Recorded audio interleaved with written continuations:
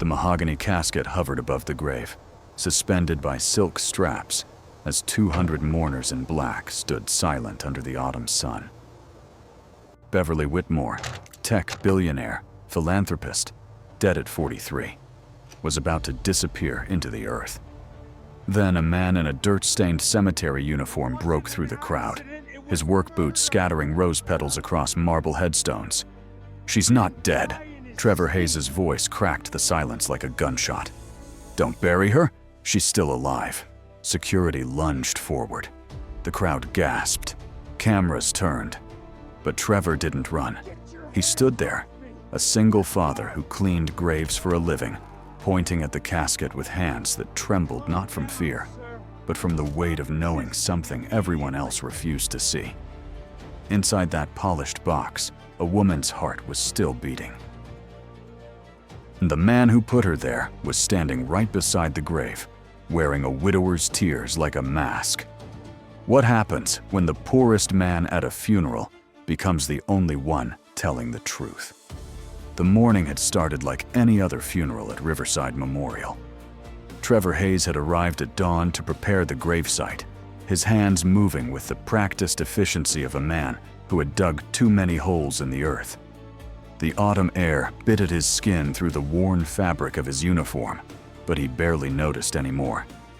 Cold was just another thing you learned to live with when you worked outdoors for minimum wage and slept in the maintenance shed because rent in the city had become a luxury, reserved for people who didn't have a sick daughter depending on them. He had spread fresh grass clippings around the grave, positioned the lowering device, and retreated to his usual spot behind the maintenance building, where cemetery workers were expected to remain invisible during services. That was the unspoken rule. The living could grieve, but those who served the dead should never be seen. But Trevor had seen something 2 nights ago that he couldn't unsee. He had been making his rounds past midnight, checking that all the gates were locked, when he heard voices near the storage facility, where funeral homes kept caskets before burial. 2 men stood in the shadows, their silhouettes sharp against the security light. One wore an expensive suit even at that hour. The other had the bearing of someone used to giving orders in quiet rooms where decisions were made that would never appear in any official record. Trevor had frozen, his instinct for survival telling him to turn around and walk away, to pretend he had seen nothing. Men like that didn't appreciate witnesses. "The drug worked exactly as promised," the suited man had said, his voice carrying the cold satisfaction of someone checking off a task. "She's in a state of suspended animation. Heart rate so slow it won't register on standard equipment. Body temperature dropped to match ambient conditions. To any medical examiner working quickly, she'll appear completely dead." The other man had replied with clinical detachment. "The toxin will metabolize completely within 72 hours. No trace. But she needs to be buried before then, Kenneth. If anyone runs specialized tests or keeps her in observation longer, they'll notice the inconsistencies." Kenneth. Trevor had pressed himself against the cold brick wall, his breath held until his lungs burned. Kenneth Whitmore, Beverly Whitmore's husband, the man who had stood on television 2 days ago with tears streaming down his face, begging for privacy during his family's time of grief. Trevor should have walked away. He should have gone back to his shed, locked the door, and told himself that whatever happened in the world of billionaires and corporate empires was none of his business. A man who cleaned graves for a living didn't challenge people who owned buildings with their names on them. But Trevor had a daughter. Josie was 9 years old, born with a congenital heart defect that required constant monitoring and medication that cost more per month than Trevor made in 3. He knew what it meant to watch someone you loved struggle for every breath, to feel helpless as their body betrayed them. And he knew what it meant to make impossible choices when the person you loved most in the world was running out of time. 6 months ago, he had taken Josie to Mercy General for one of her regular checkups. They had sat in the waiting room for 3 hours because their insurance was the kind that got you seen eventually, not promptly. Josie had been tired, her lips taking on that bluish tint that made Trevor's heart clench with fear. A woman had sat down next to them, elegant even in casual clothes, and had noticed Josie's medical bracelet. "Heart condition?" she had asked gently. Trevor had nodded, his throat too tight to speak. The woman had smiled at Josie and said something that Trevor would carry with him forever. "You know what I learned about hearts," she had told his daughter. "They're stronger than people think. They keep fighting, even when everything else wants to give up. Never give up on the ones you love, sweetheart.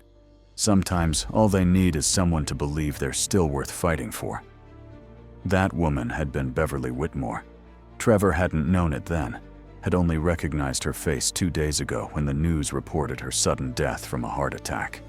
The same heart condition Josie had, the same condition that had apparently killed a woman who had just passed her annual physical with perfect results, who had been photographed jogging in the park 3 days before her death, who had been scheduled to testify before a congressional committee about corporate fraud in the pharmaceutical industry the following week.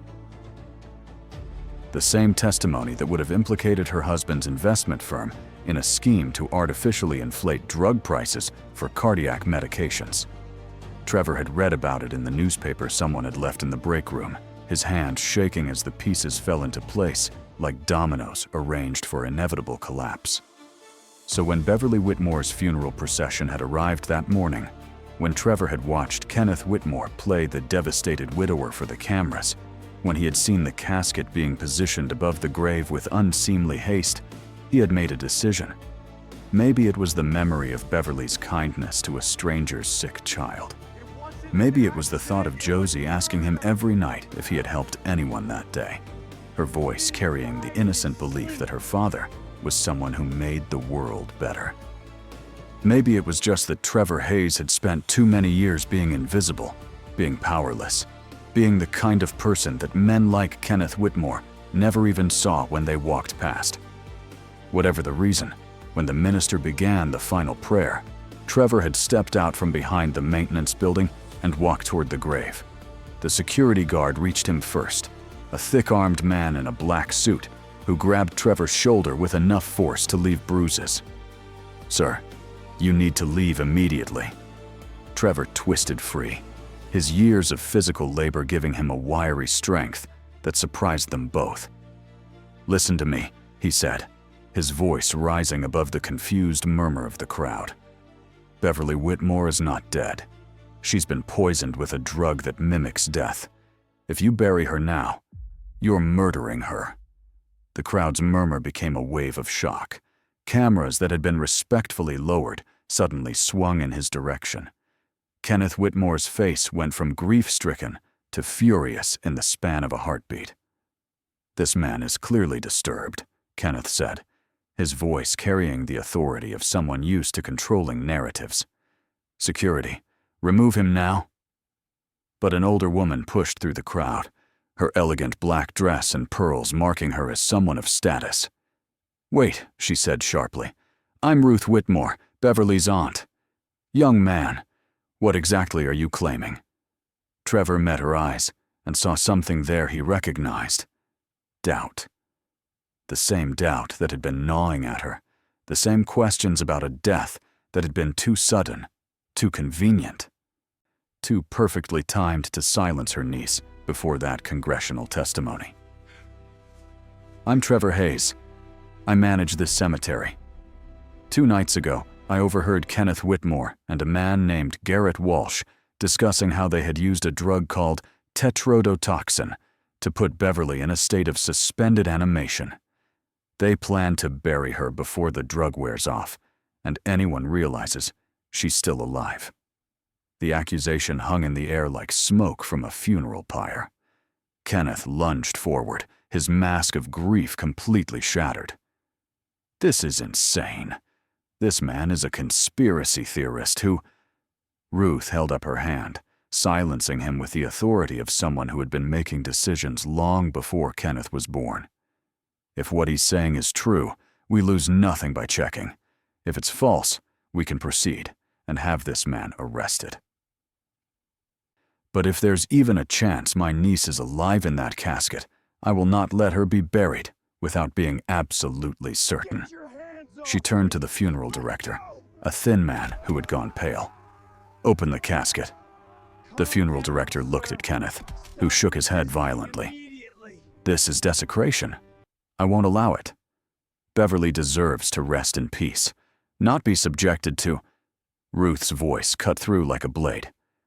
"You don't get to make this decision, Kenneth. The family does. And I'm saying, open it now." Trevor felt his heart hammering against his ribs.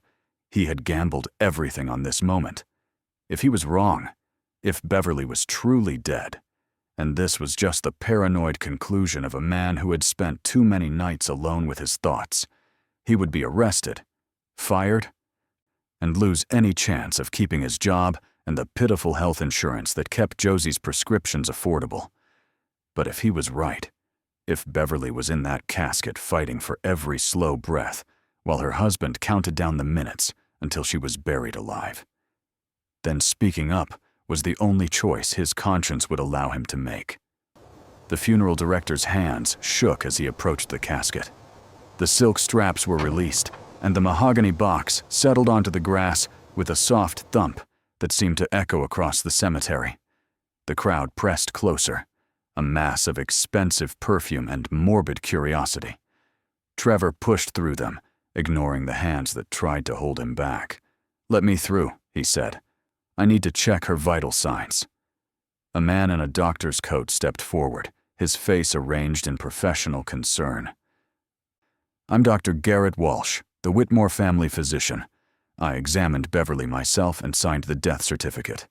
There's no need for this circus. The woman is deceased." Trevor recognized the name immediately. This was the other voice from that night, the clinical one that had discussed burial timelines, like they were scheduling a business lunch. "Then you won't mind if I check," Trevor said, his voice steady despite the fear coursing through him. He knelt beside the casket as the funeral director opened the lid with the reverent slowness of someone performing a sacred ritual. Beverly Whitmore lay inside, her skin pale against white silk, her hands folded across her chest in the eternal pose of the dead. She looked exactly as a corpse should look, still, cold, absent of any spark that marked the difference between a body and a person. For a terrible moment, Trevor thought he had been wrong, that his paranoid fantasy had led him to make a fool of himself at a billionaire's funeral. Then he saw it. The tiny flutter at the base of her throat, so faint it was almost invisible. The slight discoloration under her fingernails that suggested not death, but profound oxygen deprivation. The way her chest, if you watched carefully enough, seemed to move with respiration so shallow they barely qualified as breathing. Trevor had spent 6 months learning everything he could about Josie's condition, reading medical journals in the public library, watching videos about cardiac arrest and resuscitation. He knew what death looked like, and this wasn't it. This was someone barely clinging to life, suspended in a chemical twilight that mimicked death closely enough to fool anyone who wasn't looking for the signs. "She's breathing," Trevor said, his voice cracking with relief and horror. "Her respirations are maybe 2 per minute, but she's breathing. Someone call an ambulance. Now." Dr. Walsh moved forward quickly. "That's impossible. I examined her myself. This man doesn't know what he's talking about.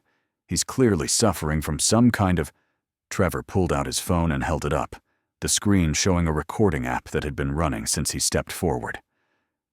"I have a recording of Kenneth Whitmore and Dr. Garrett Walsh discussing this exact scenario 2 nights ago. Everything they said about the drug, the timing, the burial schedule. It's all right here."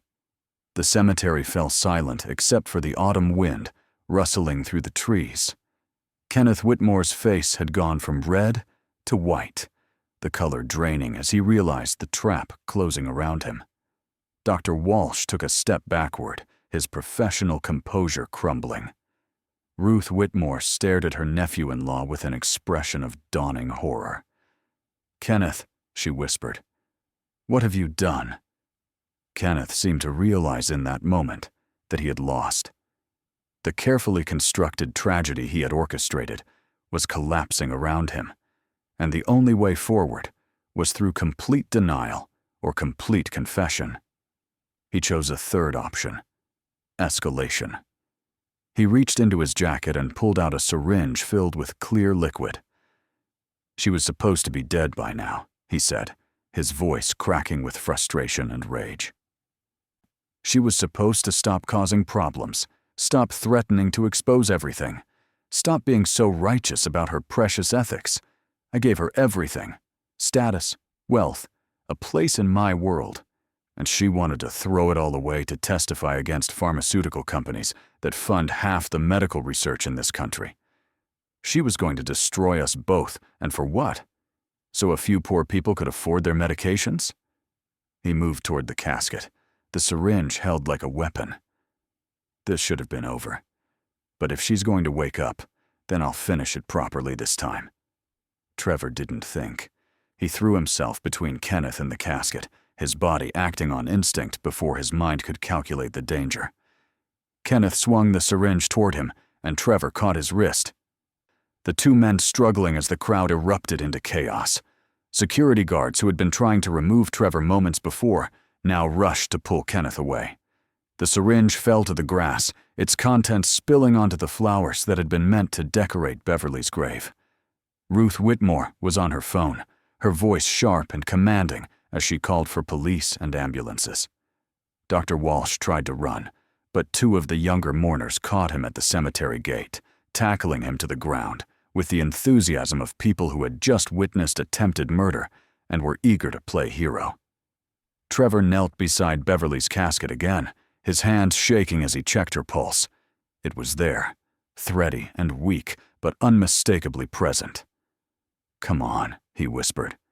"You told my daughter that hearts are stronger than people think. Prove it. Keep fighting." He had no medical training beyond basic first aid, but he knew that if Beverly was suffering from tetrodotoxin poisoning, she needed oxygen and careful monitoring until the drug metabolized. He tilted her head back slightly, making sure her airway was clear, and looked up at the crowd of shocked mourners. "Does anyone have oxygen? A medical kit? Anything?" A young woman in the crowd stepped forward, her hands clutching a small emergency medical bag. "I'm a paramedic. I came because Beverly funded our station's new ambulance." She knelt beside Trevor, her hands moving with practiced efficiency as she checked Beverly's vital signs and administered oxygen through a small portable mask. "You were right," she said quietly. "Her heart rate is about 15 beats per minute. Blood pressure is dangerously low, but she's alive." Barely, but alive. The sound of sirens grew louder, and within minutes the cemetery was flooded with police officers and EMTs. Beverly was carefully lifted onto a stretcher, the oxygen mask now connected to a proper tank, her body wrapped in warming blankets as the paramedics worked to stabilize her condition. Ruth Whitmore approached Trevor as the police led Kenneth and Dr. Walsh away in handcuffs. Her eyes were wet with tears, but her voice was steady. "You saved my niece's life. A man we never met, who had nothing to gain and everything to lose. Saved her life when her own husband tried to murder her." Trevor shook his head, suddenly exhausted. "I just did what was right. Anyone would have." Ruth's laugh was bitter. "No, young man, most people would have walked away. Most people would have convinced themselves it wasn't their problem. But you didn't. Why?" Trevor thought about Josie, about the way she looked at him every morning like he was the bravest person in the world, about the promise he had made to himself that he would never let his daughter down by being the kind of man who stood by while others suffered. "Because someone once told my daughter that you should never give up on the ones you love," Trevor said simply. "Your niece said that. She didn't know us, had no reason to care about a sick little girl in a hospital waiting room. But she took the time to be kind anyway. I couldn't let someone like that die when I had the power to stop it." Ruth nodded slowly, then reached out and took his hand. "What's your name?" she asked. Trevor Hayes. She squeezed his hand gently. Trevor Hayes, when Beverly wakes up, I'm going to make sure she knows exactly who you are and what you did, and I suspect she's going to want to thank you properly. The days that followed were a blur of police interviews, media attention, and a criminal investigation that unfolded like something from a legal thriller. Trevor was questioned for hours about what he had heard, what he had seen, and why he had waited until the funeral to speak up. He explained over and over that he had spent those 2 days trying to convince himself he had misunderstood, that he was being paranoid, that men like Kenneth Whitmore didn't actually murder their wives for money and power. The detective interviewing him had nodded with weary understanding. Rich people crimes, she had said. They're always the hardest to believe until the evidence makes it impossible to deny. The evidence in this case was overwhelming. The syringe Kenneth had dropped contained a lethal dose of concentrated tetrodotoxin. Security footage from the cemetery showed Kenneth and Dr. Walsh meeting near the storage facility, exactly as Trevor had described. Phone records revealed dozens of calls between Kenneth and Walsh in the weeks before Beverly's supposed death.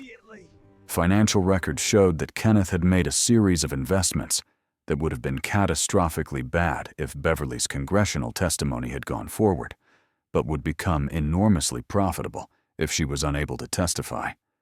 And Beverly herself, once the drug had fully metabolized from her system and she had regained consciousness in a hospital bed surrounded by monitors and guards, confirmed what Trevor had suspected. She remembered the dinner party where she had felt suddenly, inexplicably ill. She remembered Kenneth helping her to bed, his face concerned and loving, his hands gentle as he gave her what he said was medication for her heart. She remembered the sensation of her body shutting down, of trying to scream but finding her muscles wouldn't respond, of hearing Kenneth and Dr. Walsh discussing her funeral arrangements while she lay paralyzed and helpless on their bed.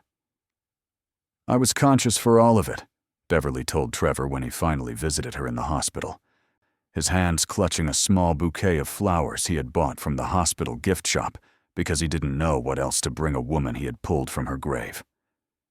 I heard everything. I felt them preparing my body for burial, felt the cold of the embalming fluid they didn't actually inject, because Walsh told the funeral home that I had requested no embalming for religious reasons. I was screaming inside my own head while they dressed me in burial clothes and sealed me in that casket. When you shouted that I wasn't dead, I wanted to cry with relief. But I couldn't move, couldn't make a sound. I could only wait and hope that someone would believe you. Trevor sat in the chair beside her bed, feeling awkward and out of place in this private hospital room that probably cost more per day than his monthly salary. I'm sorry I didn't come forward sooner, he said. I should have gone to the police the moment I heard them talking. If I had been braver, you wouldn't have gone through all of that. Beverly shook her head weakly, her hand reaching out to touch his arm. If you had gone to the police, Kenneth would have denied everything. A cemetery worker with no proof against one of the wealthiest men in the state? They would have dismissed you as a conspiracy theorist.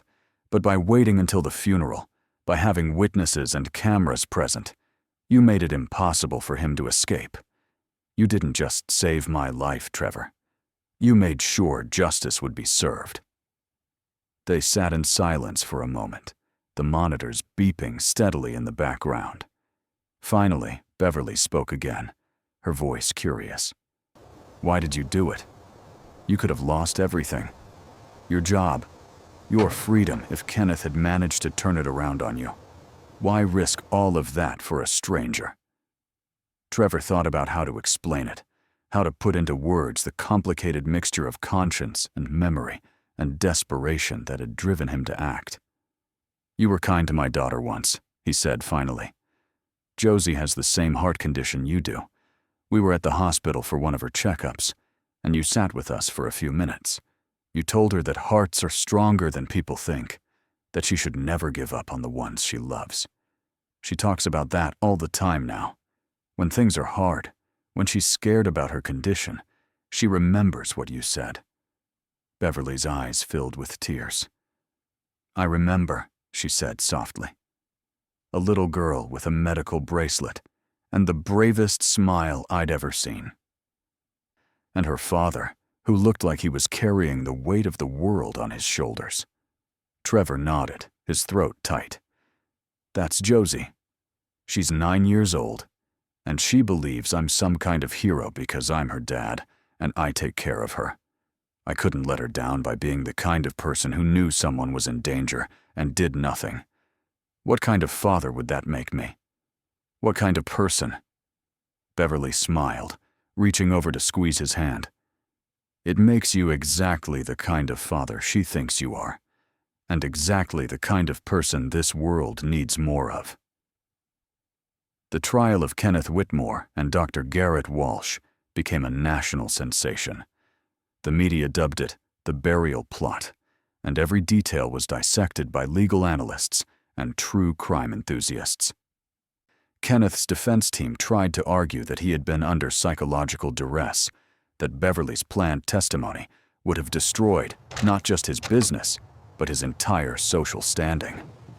They painted him as a desperate man driven to temporary insanity by the prospect of losing everything he had worked for. The prosecution's response was devastating in its simplicity. Kenneth Whitmore had chosen money and reputation over his wife's life. He had planned her murder with cold calculation, had watched her being prepared for burial knowing she was still alive, and had attempted to finish the job when his plan was exposed. The jury deliberated for less than 4 hours. Dr. Garrett Walsh received a similar sentence, his medical license permanently revoked, and his name becoming synonymous with the worst kind of ethical violation. In his statement before sentencing, he tried to explain his actions as misguided loyalty to a friend. The judge had interrupted him. "You're a doctor?" she had said, her voice cold with disgust. "You took an oath to do no harm. You used your medical knowledge and authority to help orchestrate the murder of a patient who trusted you. There is no explanation that makes that acceptable." Walsh had lowered his head, and Trevor, watching from the gallery, had felt no satisfaction in seeing him broken. Justice wasn't supposed to feel empty, but somehow it did. In the months that followed, Trevor's life changed in ways he couldn't have imagined. Beverly, once she had fully recovered, had insisted on meeting Josie. The three of them had dinner at a quiet restaurant. And Trevor had watched his daughter and the woman he had saved talk about hearts and courage and the importance of standing up for what was right. Beverly had asked Josie what she wanted to be when she grew up, and Josie had answered without hesitation. "A doctor who helps kids with hearts like mine." Beverly had looked at Trevor, her eyes communicating something he understood without words. She was going to make sure Josie had that chance. The next week, Beverly had called Trevor and asked him to meet her at the headquarters of Vantage Industries, the technology company she had built from nothing. He had taken the bus downtown, his hands sweating in his only suit, and had been escorted to an executive office with views of the entire city. Beverly had been sitting behind a desk, looking every inch the billionaire CEO she was, but her smile had been warm and genuine. "I have a proposition for you," she had said. "I need someone I can trust absolutely. Someone who has proven they have integrity, even when it costs them everything. Someone who isn't motivated by money, or status, or power. I need you to come work for me." Trevor had stared at her, certain he had misunderstood. "As what?" "I manage cemeteries. I don't have any business experience or technology skills, or—" Beverly had held up her hand, stopping him. "You have something more important than any of that. You have character. And you have more technology skills than you think. Ruth did some research into your background. You were a biomedical engineer before you lost your job in the economic downturn. You have patents on 3 different medical devices. You're exactly the kind of person I need, helping me evaluate the ethical implications of the technology we develop and the partners we choose to work with." It had been an offer Trevor couldn't refuse, though he had tried. He had argued that he wasn't qualified, that he would embarrass her, that people would think she was just paying him back for saving her life. Beverly had listened patiently, then had said the words that finally convinced him. "Your daughter is watching you, Trevor. Every day, she's learning from your example what it means to be brave, to be ethical, to stand up for what's right, even when it's hard. Don't teach her that opportunities should be refused because you don't think you deserve them. Teach her that when someone offers you a chance to do meaningful work and support your family, you have the courage to take it." So Trevor had accepted. He had given notice at the cemetery, packed up his few belongings from the maintenance shed, and moved with Josie into a small apartment that had real heating and didn't smell like industrial cleaner. He had started work at Vantage Industries as a special advisor to the CEO, a title that made him laugh every time he saw it on his office door. His job was to attend meetings, ask uncomfortable questions, and make sure that the company's drive for profit never came at the expense of ethics or safety. It was strange work for someone who had spent years being invisible, but Trevor discovered he had a talent for seeing problems that others overlooked and asking the questions that no one else wanted to voice. The first major test came during a pitch meeting with a pharmaceutical company that wanted to partner with Vantage on a new drug delivery system. The executives had presented impressive data about efficiency and market penetration, but something about their numbers hadn't added up. Trevor had interrupted the presentation, ignoring the annoyed looks from some of the Vantage board members. "These cost projections assume pricing that would make the treatment unaffordable for about 60% of patients who need it," he had said. "Is that an acceptable trade-off for market share?" The room had gone silent. The pharmaceutical executives had tried to redirect the conversation, but Trevor had pressed harder. "My daughter needs cardiac medications to survive. I know what it's like to choose between rent and prescriptions. Are we really going to develop technology that makes that choice even harder for families like mine?" Beverly had ended the meeting shortly after, and the partnership had fallen through. Some of the board members had been furious, accusing Trevor of costing the company millions in potential revenue. Beverly had stood firm. "Trevor did exactly what I hired him to do," she had told them.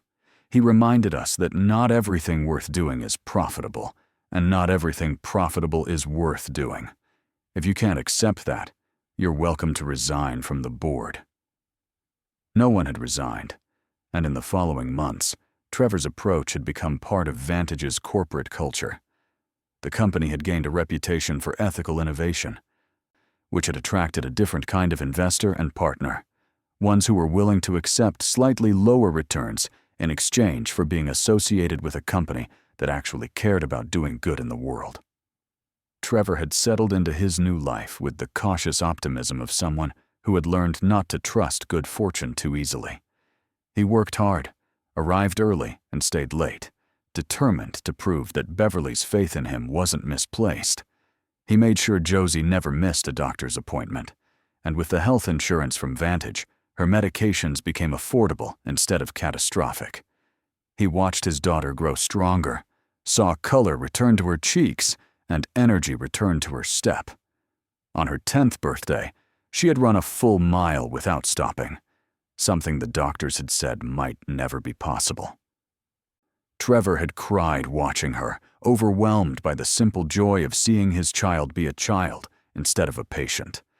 But there was something else growing alongside his professional success, and Josie's improving health, something Trevor tried not to acknowledge because it felt inappropriate and presumptuous. He was falling in love with Beverly Whitmore. It happened slowly, in moments he couldn't quite pinpoint. The way she listened when he talked about Josie, her face soft with genuine interest. The way she laughed at his jokes, even when they weren't particularly funny. The way she treated him like an equal, despite the vast difference in their wealth and status. The way she remembered small details about his life, his favorite coffee order, the fact that he hated meetings before 8 in the morning. The names of all his daughter's doctors and teachers. He tried to convince himself it was gratitude, or admiration, or simply the natural result of working closely with someone remarkable. But late at night, Alone in his apartment while Josie slept, Trevor would remember the way Beverly's hand had felt in his when she thanked him at the hospital, and he would know the truth. He was in love with her, deeply and completely, in a way that terrified him because it seemed impossible that someone like her could ever see him as anything more than the man who had saved her life and now worked for her company. She was a billionaire, a genius, a woman who moved in circles where people owned islands and had their names on museum wings. He was a former cemetery worker whose greatest accomplishment before meeting her had been keeping his daughter alive on a poverty-level income. Beverly, for her part, was dealing with her own complicated feelings. The trauma of Kenneth's betrayal had left scars that went deeper than the physical effects of the poisoning. She had nightmares about being trapped in the casket, about trying to scream and having no voice, about being lowered into the ground while people she loved stood above her grave and talked about what a tragedy it was that she was gone. She saw a therapist twice a week, working through the trust issues that came from having your husband try to murder you for money.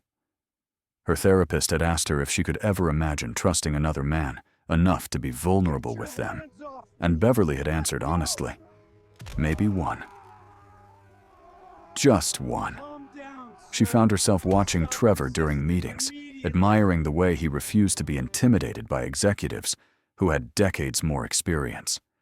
She loved his dedication to Josie, the way his entire face lit up when he talked about his daughter's latest accomplishment or funny observation.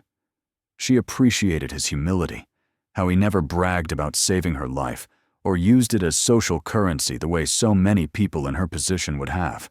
He treated her rescue as something anyone would have done, not as a heroic act that made him special. And she was drawn to his integrity, the absolute core of decency that made him ask uncomfortable questions and refuse to compromise on matters of ethics, even when it would have been easier and more profitable to stay silent.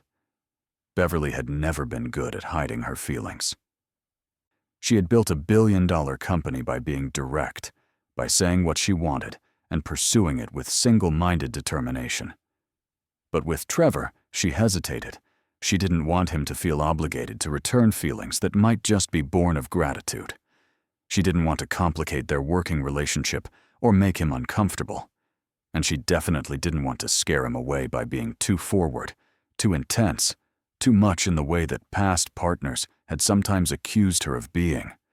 So she held back, keeping things professional even as her heart raced every time he smiled at her or their hands accidentally brushed when reaching for the same document. The turning point came 6 months after Trevor had started working at Vantage. The company had landed a major contract to develop medical monitoring devices for underserved communities, a project that would bring in substantial revenue while actually helping people who desperately needed better healthcare access. To celebrate, Beverly had organized a company dinner at an upscale restaurant downtown. Trevor had attended reluctantly, uncomfortable with the formal setting and expensive food, but determined to support the team that had worked so hard on the proposal. He had worn the same suit he had worn to his first meeting with Beverly, and he had spent the evening mostly quiet, listening to others celebrate and feeling out of place among people who casually discussed vacation homes and private school tuition. Beverly had noticed his discomfort and had made her way to his side as the dinner was winding down. "Want to get out of here?" she had asked quietly. "We can walk along the river. The restaurant is nice, but it's not really my scene either." Trevor had looked at her in surprise. "I thought you loved places like this. You own places like this." She had laughed. "I invest in them. That doesn't mean I enjoy eating $20 appetizers while people talk about their stock portfolios. Come on, let's go somewhere real." They had slipped out while everyone else was distracted by dessert, walking along the riverfront in the cool evening air. The city lights reflected off the water, and for the first time in months, Trevor had felt like he could breathe properly. They had walked in comfortable silence for a while before Beverly spoke. "Can I ask you something personal?" Trevor had nodded, his hands shoved in his pockets against the chill. Do you ever regret it? Stepping forward at the funeral, I mean. You could have walked away, kept your quiet life, avoided all the media attention and the trial and the complications. Do you wish you had? Trevor had thought about it seriously before answering. No, he had said finally. It was terrifying, and there were moments I thought I had made the biggest mistake of my life. But I couldn't have lived with myself if I'd stayed silent. And everything that came after, this job, Josie getting proper medical care, feeling like I'm doing work that matters, none of that would have happened if I hadn't taken that chance. Beverly had stopped walking, turning to face him with an expression he couldn't quite read. What if I told you that stopping the funeral wasn't the biggest risk you could take? She had asked softly. What if I told you there was something even scarier you could do, but it might be worth it? Trevor's heart had started racing, sensing where this was going, but not quite believing it. What would that be? Beverly had taken a breath, and for the first time since he had known her, she had looked vulnerable. You could tell me how you really feel about me, she had said, because I know how I feel about you. And it's terrifying because you work for me and you saved my life, and there's this massive power imbalance and 100 reasons why this is a terrible idea. But I can't stop thinking about you, Trevor, and I need to know if I'm alone in that, or if you feel it too. Trevor had stared at her, his mind racing through all the reasons this was impossible. She was his boss. She was a billionaire.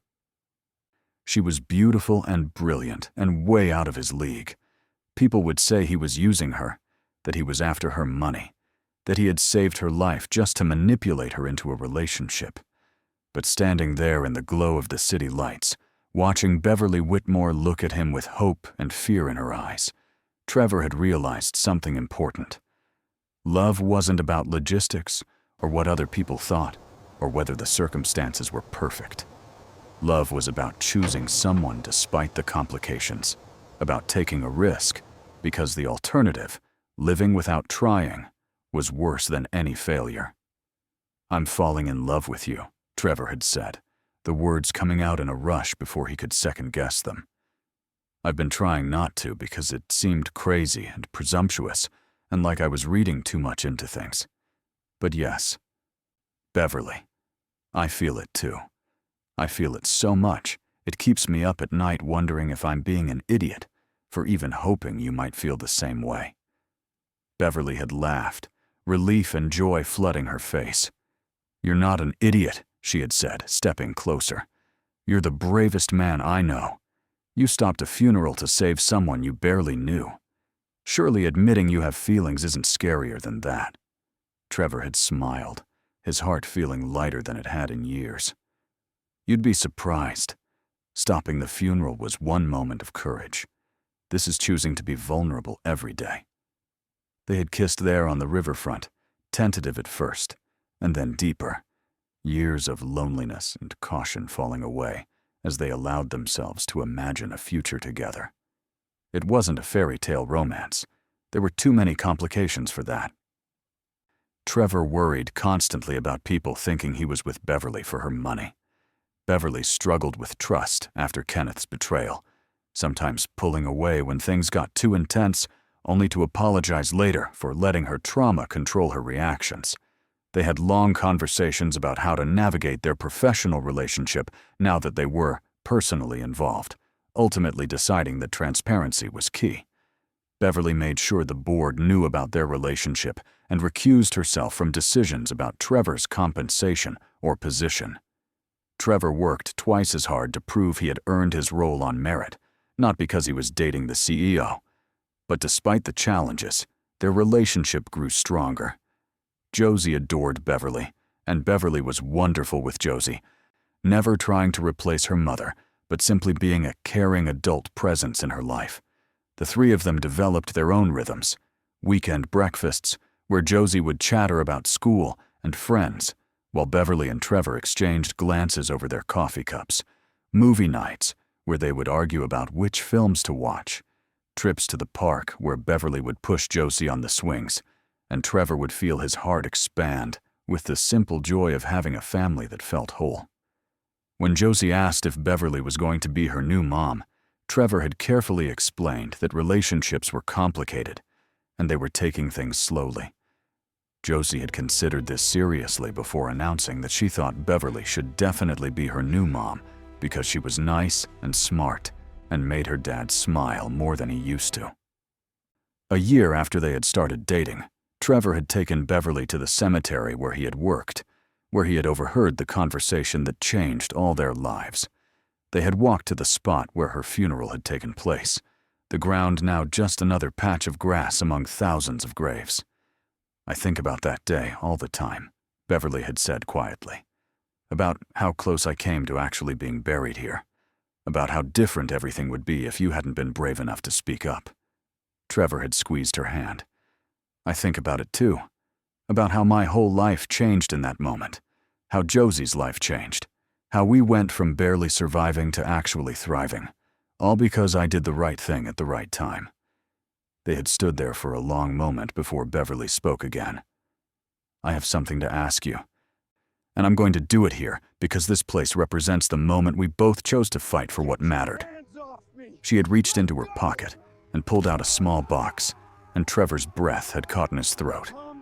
"Trevor Hayes, you saved my life when you had every reason to stay silent. You showed me what real integrity looks like.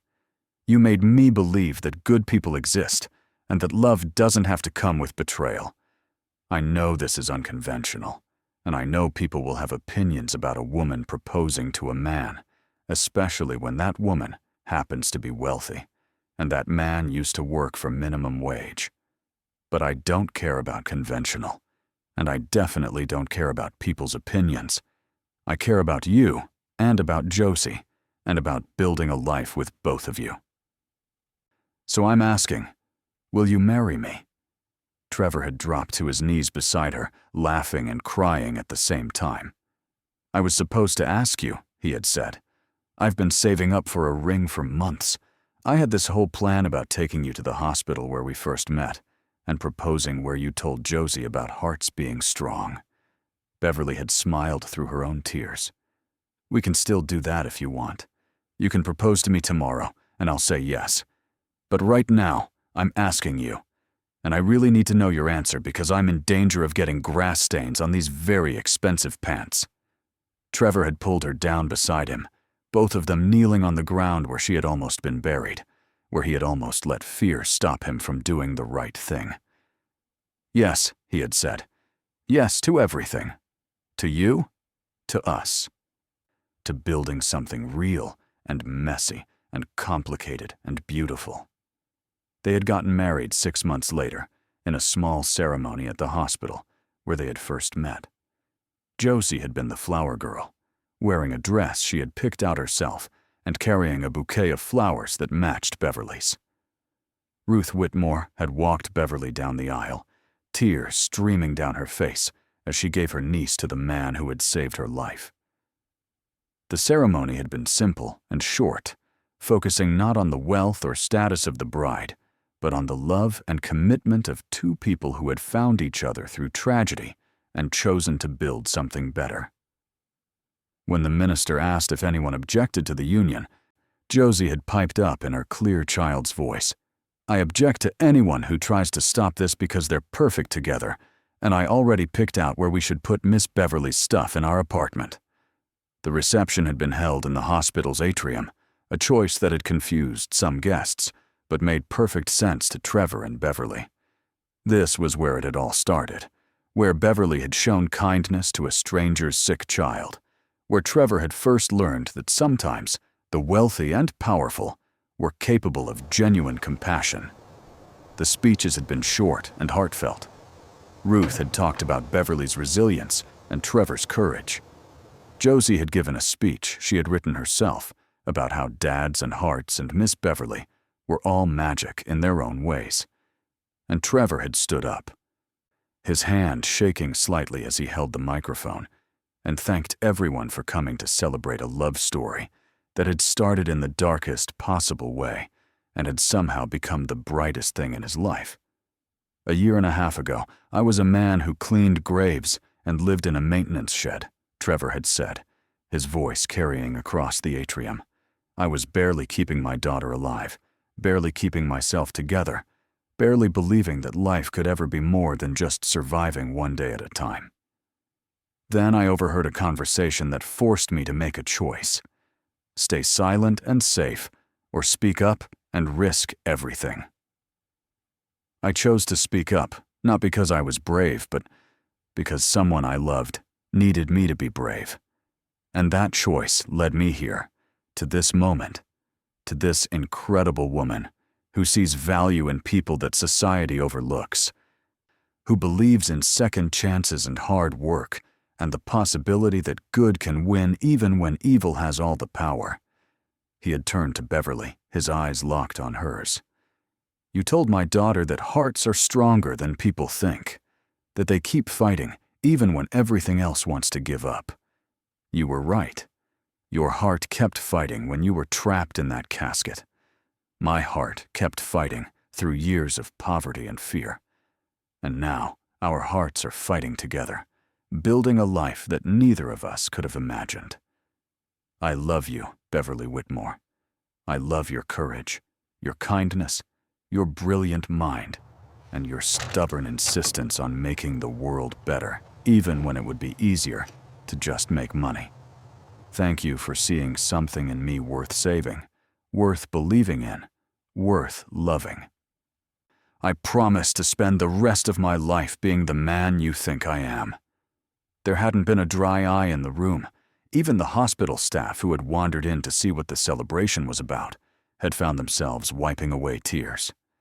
Beverly had stood and wrapped her arms around Trevor, whispering in his ear that she loved him too, that he was already everything she needed him to be, that they were going to build something beautiful together. And they had. In the months and years that followed, Trevor and Beverly became known, not just for their unusual love story, but for their work together, making Vantage Industries into a company that proved profit. And ethics didn't have to be opposing forces. They developed medical devices that were affordable and effective. They partnered with hospitals in underserved communities. They funded scholarships for kids like Josie, who had chronic health conditions and needed support to pursue their dreams of working in medicine. Josie grew up healthy and strong. Her heart condition managed so well that by the time she was 16, her doctors were calling her their miracle patient. She volunteered at the same hospital where she had first met Beverly, reading to sick kids and telling them stories about hearts being stronger than people think. She never forgot where she came from or how close she had come to losing her father to despair. She carried that knowledge with her always, let it shape her into someone who understood that kindness could change everything, that courage came in many forms, and that sometimes the smallest acts, a kind word to a stranger in a hospital waiting room, a decision to speak up when silence would be easier, could ripple outward in ways you could never predict. Trevor never returned to the cemetery where he had worked, where he had overheard the conversation that changed his life. He didn't need to. He carried that moment with him always, not as trauma, but as a reminder that he had been brave when it mattered most. On their 5th wedding anniversary, Beverly gave him a gift that made him cry, a framed photograph of the hospital atrium where they had gotten married, with a plaque that read, "Where courage and love began." They hung it in their home office, right across from Trevor's desk, so he would see it every day when he came to work. A reminder that the poorest man at a funeral had become the richest man in the world, not because of money, but because he had chosen truth over silence, action over fear, and love over every logical reason why it shouldn't work. The story of how Trevor Hayes stopped Beverly Whitmore's funeral eventually faded from the headlines, replaced by newer scandals and tragedies. But for those who had been there that autumn day, for those who had watched a cemetery worker in a dirt-stained uniform risk everything to save a woman he barely knew, the memory remained vivid. They told the story to their children and grandchildren a modern parable about courage and integrity, and the power of choosing right over easy. And sometimes, late at night, when Trevor couldn't sleep, he would think about that moment when he had stepped out from behind the maintenance building and walked toward the grave. He would remember the weight of fear, the certainty that he was about to destroy his life, and the stronger certainty that staying silent would destroy his soul. He had chosen courage. He had chosen truth.